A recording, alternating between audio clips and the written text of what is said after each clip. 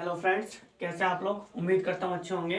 लाभ तथा हानि, प्रॉफिट एंड लॉस का भाग नंबर 7। आज का पहला सवाल। एक घड़ी विक्रेता अंकित मूल्य पर 5% बट्टा देता है। यदि वह 7% बट्टा दे तो पहले से उसे 30 रुपये कम लाभ होगा। घड़ी का अंकित मूल्य कितना है, यह हमें बताना है।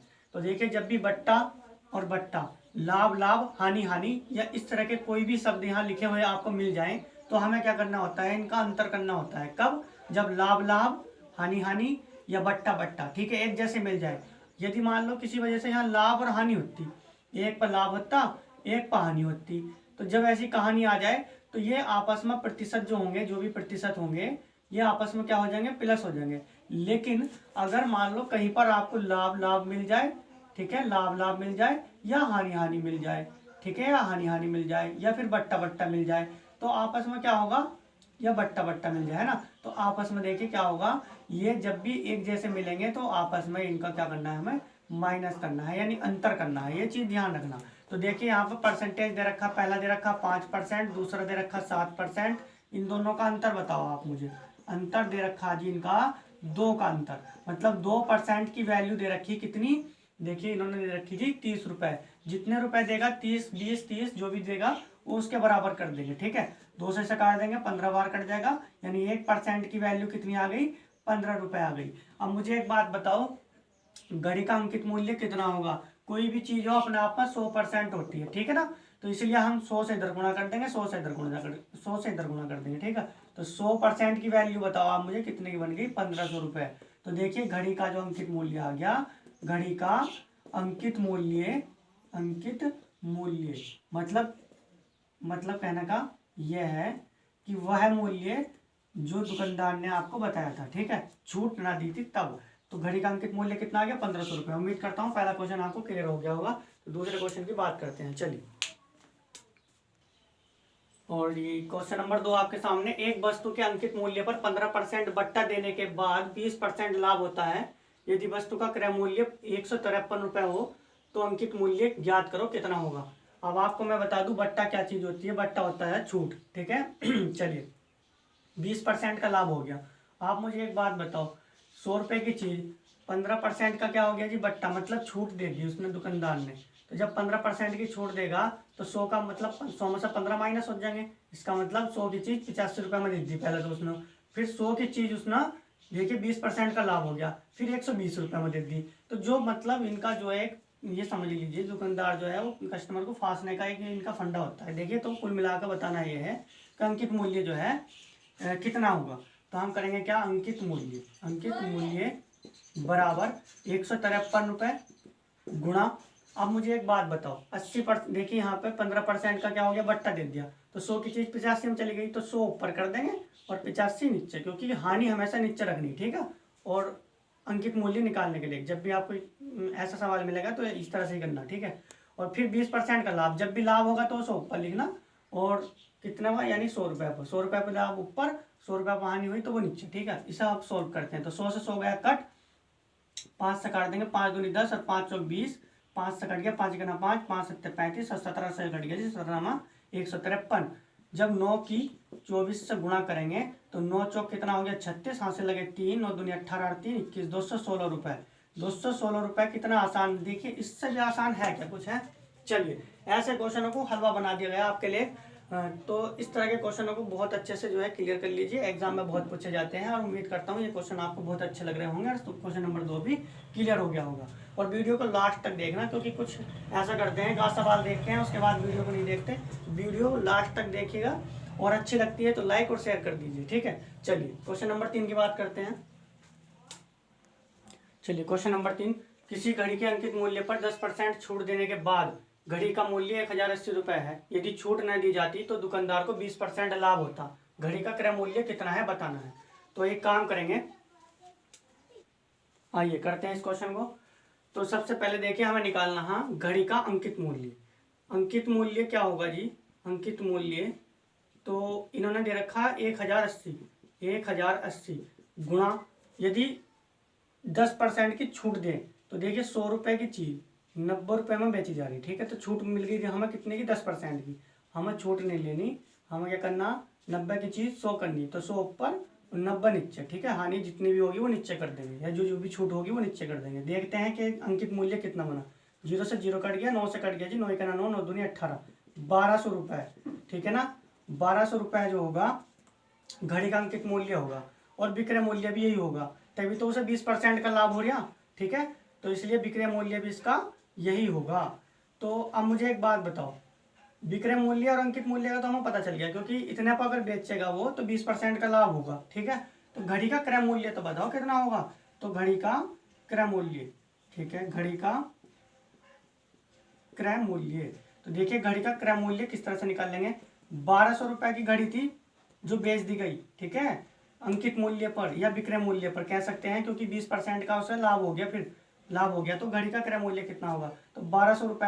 अब एक बात बताओ, 100 रुपए की चीज 20% लाभ पर बेच दी, यानी 120 रुपए में बेच दी, तो एक बात बताओ लाभ हो गया कि नहीं। अब हमें 120 की चीज पुनः 100 पर लानी, तो 100 ऊपर कर देंगे और 120 नीचे कर देंगे। 0 से 0 कट गया, ठीक है, 12 से कट गया, 12 ढाई 120, यानी 10 बार। तो देखिए 1000 रुपये आ गया, घड़ी का जो क्रय मूल्य आ गया निकल कर 1000 रुपये आ गया। उम्मीद करता हूँ क्वेश्चन नंबर 3 भी आपको बहुत अच्छे से समझ में आ गया होगा, ठीक है।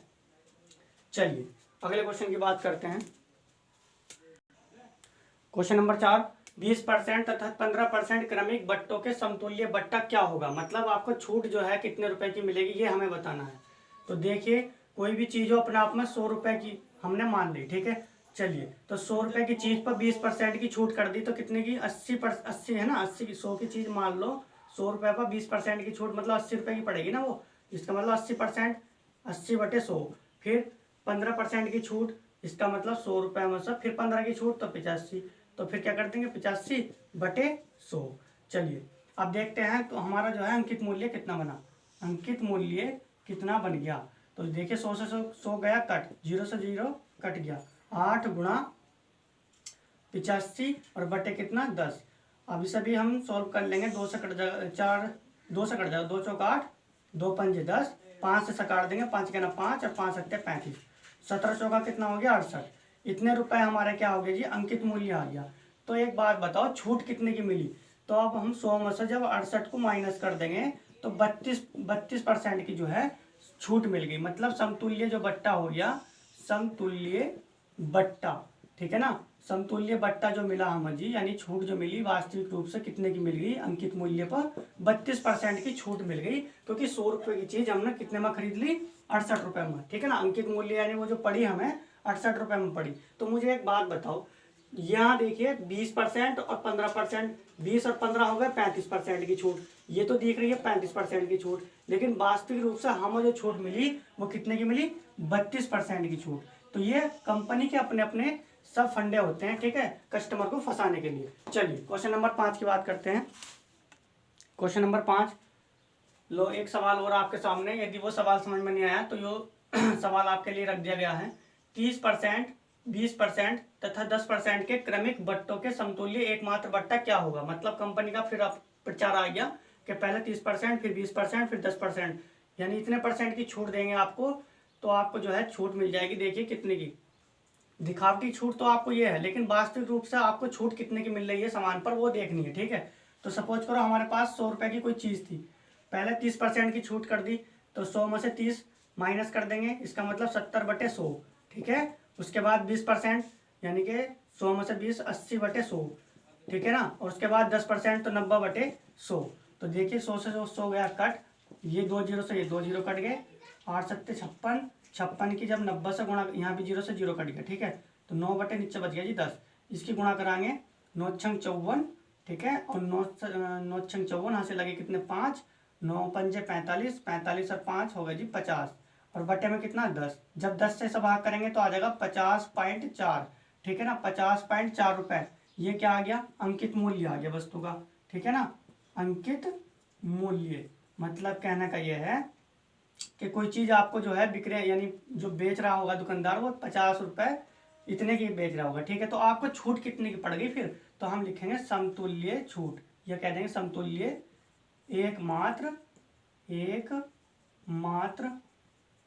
बट्टा।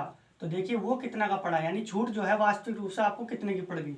तो आप 100 में से जो है इसे माइनस कर देंगे 50.4। जैसे ही हम इसे माइनस कर देंगे ये गुणा देखिए, 9×54, हाँ से लगे 5, 9×5 = 45 और 5×50, ठीक है, ये तो सही है। तो 100 में से ऐसा माइनस करेंगे तो आ जाएगा आपका 49.6, 49.6% की छूट मिलेगी आपको, ठीक है। और दिखाती देखिए कंपनी का क्या प्रचार था, पहले आपको 30 दिखाई, फिर 20 दिखाई, फिर 10 दिखाई। आप इस परसेंटेज को जोड़िए, 30 और 20 50 और 10 कितना हो गया 60, यानी 60% की छूट तो अपने आप में यहाँ दिखा रखी इन्होंने। लेकिन नहीं भाई, वास्तविक रूप से कितने की पड़ रही, 49.6% की छूट, ये तो 50 भी ना है। तो ठीक है, आप समझ में आपकी समझ में आ गई होगी कि कंपनी आपको किस तरह से ठगती है, ठीक है। चलिए कोई बात नहीं है, तो कंपनी का प्रचार है, पर तुम्हें जो है ना अब जो है कंफ्यूज नहीं होना, आप अच्छे से समझ लीजिए। तो 100 में से जैसे हमने माइनस करा, कितने की छूट आ गई, 49.6%। तो क्वेश्चन नंबर 5 भी आपको क्लियर हो गया होगा, उम्मीद करता हूँ। चलिए क्वेश्चन नंबर 6, एक कमीज का अंकित मूल्य 600 रुपये है। 2 क्रमवार बट्टे देने के बाद इसका मूल्य 432 रुपये है। यदि दूसरा बट्टा 10% हो तो पहला बट्टा कितना होगा। चलिए तो सबसे पहले लिख लेंगे अंकित मूल्य, अंकित मूल्य, फिर दूसरा है बिक्री मूल्य, ठीक है, बिक्री मूल्य। तो अंकित मूल्य कितना है 600 रुपये, और बिक्री मूल्य कितना है 432 रुपये। आप मुझे एक बात बताओ, 600 रुपये पर कितने परसेंट, इस पर जो है देखिए कितने पहला बट्टा दिया जा रहा है 10%, कहेंगे देखिए दूसरे बट्टे पर 10%, यहाँ पे देखिए 10% की छूट। तो एक बात बताओ, 100 रुपये की चीज़ 90 में बिक रही, ठीक है ना, तो छूट मिल रही कि नहीं मिल रही। इसका मतलब 90 ऊपर कर देंगे और 100 नीचे कर देंगे, क्योंकि छूट देख रही कितनी। तो देखिए यहाँ पर छूट जब मिल जाएगी, 0 से 0 कट जाएगा, एक 0 से यहाँ भी 0 कट जाएगा, 9×54 540 रुपये। मतलब अंकित मूल्य जो बना इसका 540 रुपये मिल गया 10% की छूट देने के बाद, ठीक है। अब एक बात बताओ, इन दोनों का अंतर करो। जब हम अंतर करेंगे तो अंतर देखियो कितने का आ गया, इसका इसका अंतर आ गया जी 8, ठीक है, 108, 108 का अंतर आ गया ना। 540 में से 432 निकाल दो, ऐसे कर लो, 540 और 432, तो यहाँ पर 8 बच जाएगा, 10 में से 2 गए 8, यहाँ 0, यहाँ पर 108 रुपये। यानी कि ये जो है इनका अंतर आ गया। हमें निकालना पहला बट्टा, तो पहला बट्टा कैसे निकालते हैं, देखिए बहुत आसान तरीका है। पहला बट्टा निकल जाएगा, जो अंतर आया उसको ऊपर लिख देंगे, जो अंकित मूल्य बना छूट के बाद 540, मैंने क्या बताया, अंकित मूल्य छूट के बाद कितना बना था 540, उसको नीचे रख देंगे और गुणा कर देंगे कितने का, 100 का। 0 से 0 कट गया, ठीक है, 9 से कट गया, 9 का 9, 9 दूनी 18, 9 से कट गया, 9×54, 6 दूनी 12। जब 2 की 10 से गुणा होगी तो 10 दूनी कितना हो गया 20%। तो हमारे पास पहला बट्टा कितना का आ गया 20% का, और दूसरा बट्टा इन्होंने दे रखा था जिससे हमने इसका ये छूट निकाला था अंकित मूल्य, ठीक है। तो पहला बट्टा कितना का आ गया 20% का, दूसरा कितना था 10% का। उम्मीद करता हूँ पहला क्वेश्चन, सॉरी छठा क्वेश्चन भी आपको क्लियर हो गया होगा। चलिए तो उम्मीद करता हूँ जितने आज के सवाल थे आपको बहुत अच्छे लगे होंगे। अभी वीडियो आपको अच्छी लगी है तो इसे लाइक और शेयर कर दीजिए। जल्दी मिलेंगे नए वीडियो में और नए टॉपिक के साथ। प्रॉफिट एंड लॉस का जो आज ये कंप्लीट हो गया, अब नए टॉपिक पर वीडियो लेकर आएंगे, नई वीडियो तो जल्दी मिलेंगे, तब तक अपना ध्यान रखिए। और मेरा आपसे यही निवेदन है कि हमारा जो चैनल है उसे सब्सक्राइब कर लीजिए, और नई वीडियो को प्राप्त करने के लिए चैनल तो सब्सक्राइब करना पड़ेगा और वीडियो को भी लाइक करना पड़ेगा, वो तो आप जानते ही हैं, ठीक है। उम्मीद करता हूँ कर भी दी होगी, और लाइक शेयर, और उसके बाद आपने चैनल भी सब्सक्राइब कर लिया होगा। तो जल्दी मिलेंगे नई वीडियो में, तब तक के लिए ओके, टाटा बाय बाय।